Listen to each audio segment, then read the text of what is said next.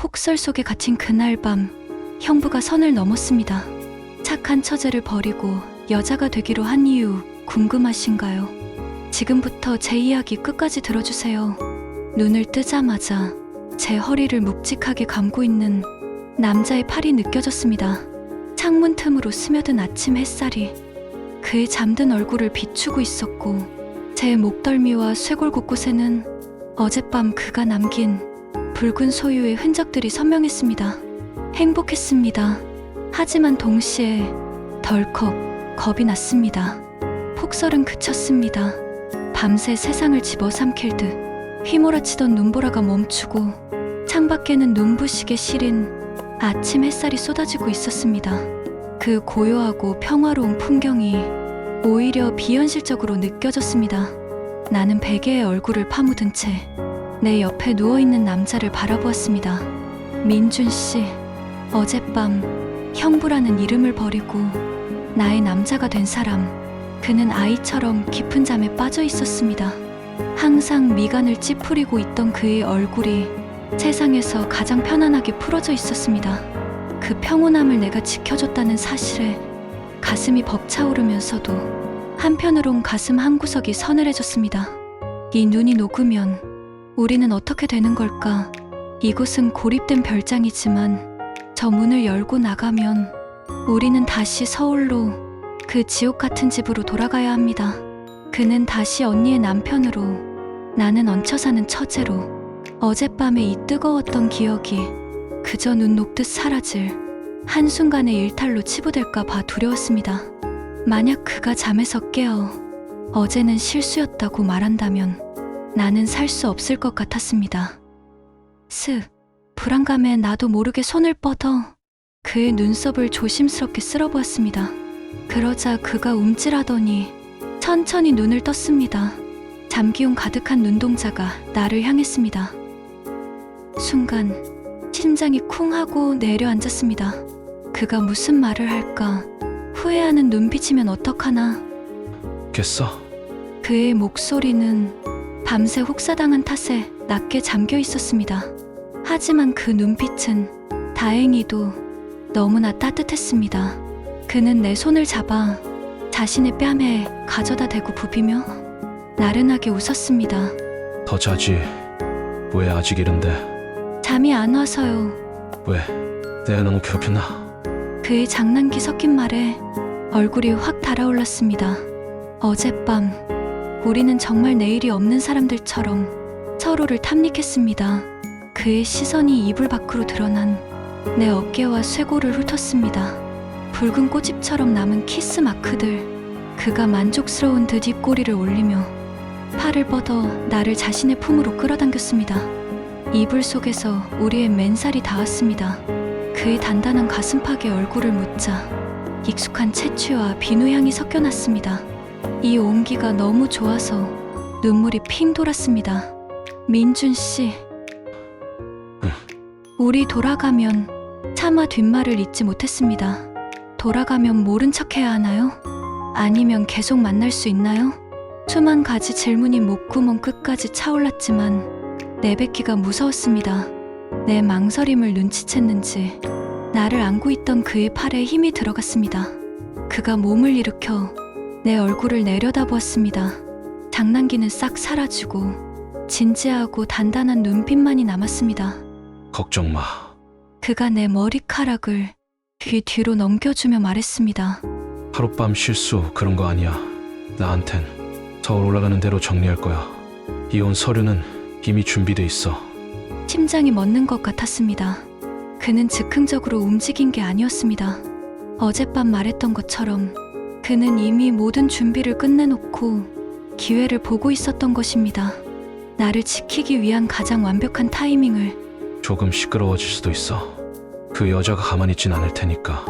너한테 험한 소리 할 수도 있고. 그가 내 손을 잡고 깍지를 꼈습니다. 절대 놓지 않겠다는 듯 손가락 마디마디가 단단히 얽혔습니다. 근데 약속할게. 그 화살들 내가 다 맞을 거야. 넌 그냥 내 뒤에 숨어 있어. 나만 믿고 따라와 주면 돼. 그 어떤 달콤한 사랑 고백보다 더 현실적이고 믿음직한 말이었습니다. 내가 겪을 수모와 비난까지 자신이 다 감당하겠다는 남자. 나는 대답 대신 고개를 끄덕이며 그의 목을 끌어안았습니다. 그의 품 안에서라면 세상의 어떤 비난도 두렵지 않을 것 같았습니다. 그때였습니다. 지잉. 협탁 위에 놓인 형부의 휴대폰이 요란하게 진동했습니다. 정막을 깨는 날카로운 소음. 액정에 뜬 이름은 와이프, 언니였습니다. 어제 우리가 전화를 받지 않자 아침부터 확인 전화를 한 것이 분명했습니다. 현실이 문을 두드리는 소리. 내 몸이 반사적으로 굳어졌습니다. 형부의 품에서 떨어지려 하자 그가 나를 더 꽉 안으며 놓아주지 않았습니다. 그리고 한 손으로 휴대폰을 집어들었습니다. 받지 마요.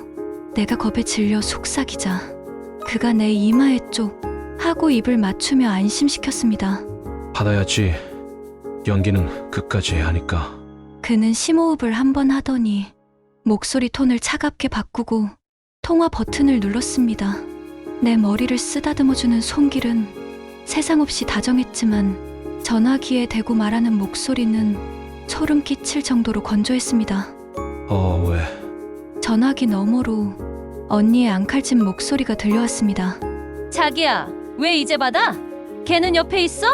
형부가 나를 빤히 바라보았습니다. 그리고 입모양으로 사랑해라고 속삭이며 언니에게 대답했습니다. 옆에 있어. 아주 잘. 그 이중적인 대답에 등골이 오싹하면서도 찌릿한 전율이 흘렀습니다. 우리의 공범 관계는 이제 돌이킬 수 없이 깊어졌습니다. 형부가 전화를 끊고 자리에서 일어났습니다. 그의 등에는 내가 어젯밤 얽힌 손톱 자국이 훈장처럼 남아 있었습니다. 준비해. 이제 서울로 가서 전쟁을 끝내자. 서울로 돌아가는 고속도로 위 터널의 주황색 불빛이 차 안을 스칠 때마다 운전대를 잡은 형부의 옆 얼굴이 명암을 달리하며 비쳤습니다. 불안해하는 내 손등 위로 그의 큰 손이 겹쳐졌습니다. 도착하면 우린 다시 타인이 되어야 해. 그 사실이 무서워 나는 그의 손을 부서져라 꽉 움켜쥐었습니다. 별장을 떠난 차는 젖은 도로를 미끄러지듯 달리고 있었습니다. 어제 내린 폭설은 도로 가장자리에 시커먼 잔해처럼 쌓여 있었고 하늘은 금방이라도 다시 눈을 쏟을듯 회색빛으로 흐려져 있었습니다. 마치 우리의 앞날을 예고하는 것처럼 차 안은 고요했습니다. 라디오도 음악도 켜지 않았습니다. 오직 타이어가 아스팔트를 긁는 마찰음과 엔진 소리만이 공간을 채웠습니다. 하지만 그 침묵은 어색하지 않았습니다. 오히려 말하지 않아도 서로의 심장 소리가 들리는 듯한 묵직한 유대감이 감돌았습니다. 나는 조수석 창문에 머리를 기대고 빠르게 지나가는 풍경을 멍하니 바라보았습니다. 표지판의 숫자가 줄어들수록 서울이 가까워질수록 내 안의 공포는 비례해서 커져만 갔습니다. 도착하면 언니가 있겠지. 현관문을 여는 순간 쏟아질 언니의 날선 목소리, 경멸 어린 눈빛, 그리고 그 앞에서 아무 일도 없었던 척 다시 형부 다녀오셨어요? 하고 인사해야 하는 나의 처지. 어젯밤 우리가 나눴던 뜨거운 체온과 맹세가 서울의 차가운 공기에 닿으면 연기처럼 흩어질까 봐 두려웠습니다. 나도 모르게 무릎 위에 올린 두 손을 꽉 맞잡았습니다. 손톱이 손등을 파고들었습니다. 그때였습니다. 운전대를 잡고 앞만 보던 민준 씨의 오른손이 불쑥 내 쪽으로 넘어왔습니다. 그리고 하얗게 질려 떨고 있는 내 두 손을 크고 따뜻한 손으로 덮었습니다. 왜 이렇게 떨어? 그는 시선은 전방에 고정한 채 덤덤하게 말했습니다. 하지만 내 손등을 감싼 그의 악력은 단단했습니다.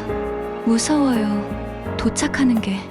내 솔직한 고백에 그가 잠시 입을 다물었습니다. 그리고 잠시 후 신호 대기라 차가 멈춰섰습니다. 그가 천천히 고개를 돌려 나를 바라보았습니다. 어젯밤의 그 뜨겁던 눈빛이 아닌 냉철하고 이성적인, 그래서 더 믿음직한 어른 남자의 눈빛이었습니다. 가면 그 여자가 널 몰아세울 수도 있어. 왜 늦게 왔냐? 트집 찾겠지. 그냥 듣고만 있어. 대꾸하지 마. 싸움은 내가 해. 그는 내 손을 들어 올려 손등에 짧게 입을 맞췄습니다. 그의 입술 감촉이 문신처럼 뜨겁게 새겨졌습니다. 그것은 사랑의 표시이자 전장에 나가는 전우에게 건네는 무언의 약속이었습니다. 차가 다시 출발하고 어느새 우리는 익숙한 동네로 진입했습니다. 높게 솟은 아파트 단지가 거대한 성벽처럼 우리를 내려다보고 있었습니다. 숨이 턱 막혀왔습니다. 저 콘크리트 덩어리 어딘가에 우리를 파멸시키려는 사람이 기다리고 있다는 사실이 실감났습니다. 지하 주차장으로 들어서자 어둠이 차를 감쌌습니다. 형부는 차를 주차 라인에 정확히 세우고 시동을 껐습니다. 엔진 소리가 멈추자 정막이 찾아왔습니다. 이제 내려야 합니다. 이 문을 열고 나가면 우리는 다시 형부와 처제라는 가면을 써야 합니다. 그게 너무 싫어서 나는 안전벨트를 풀지 못하고 머뭇거렸습니다. 처제, 그가 갑자기 나를 불렀습니다. 처제라고. 그 호칭에 심장이 덜컥 내려앉았습니다. 벌써 거리두기를 하는 건가 싶어서 놀란 눈으로 그를 쳐다보자 그가 씁쓸하게 웃으며 내 안전벨트를 풀어주기 위해 몸을 숙였습니다. 그의 얼굴이 내 코앞까지 다가왔습니다. 지금부터 연습해. 뒤에 들어가면 실수하면 안 되니까. 그의 숨결이 내 입술에 닿았습니다. 키스할 줄 알고 눈을 감으려는데 그가 멈췄습니다. 그리고 내 귓가에 아주 작게 하지만 뼈에 사무치도록 강렬하게 속삭였습니다. 문 열리는 순간부터는 그냥 아무것도 모르는 척해. 겁먹지 말고 울지도 마. 내 등 뒤에만 서 있어, 알았지? 그 말은 단순한 지시가 아니었습니다. 나를 세상의 모든 화살로부터 막아주겠다는 가장 완벽한 방패의 선언이었습니다. 나는 떨리는 목소리로 대답했습니다. 네, 알겠어요. 가자. 그가 차 문을 열었습니다. 차가운 지하 주차장의 공기가 훅 끼쳐왔습니다. 우리는 차에서 내려 엘리베이터 앞으로 걸어갔습니다. 손은 잡지 않았습니다. 일정한 간격을 두고 걷는 두 사람. 남들이 보기엔 평범한 형부와 처제였지만 우리의 그림자는 하나로 겹쳐져 있었습니다. 엘리베이터가 도착하고 우리는 15층 버튼을 눌렀습니다. 숫자가 하나씩 올라갈 때마다 심박수가 빨라졌습니다. 10층, 12층, 14층, 그리고 15층. 문이 열리고 익숙한 현관문이 보였습니다. 형부가 비밀번호를 눌렀습니다. 도어락이 해제되는 경쾌한 소리가 마치 시한폭탄의 카운트다운처럼 들렸습니다. 형부가 문고리를 잡고 나를 한번 뒤돌아보았습니다. 괜찮아라고 말하는 듯한 눈빛. 그리고 문을 열었습니다. 현관문이 열리자마자 거실 소파에 다리를 꼬고 앉아 우리를 노려보는 언니의 모습이 보였습니다. 이제 오네. 아주 둘이 오붓했나봐. 비아냥거리는 언니의 목소리. 하지만 나는 더 이상 떨지 않았습니다. 내 앞에는 나를 지키기 위해 어깨를 펴고 선 민준 씨의 넓은 등이 있었으니까요.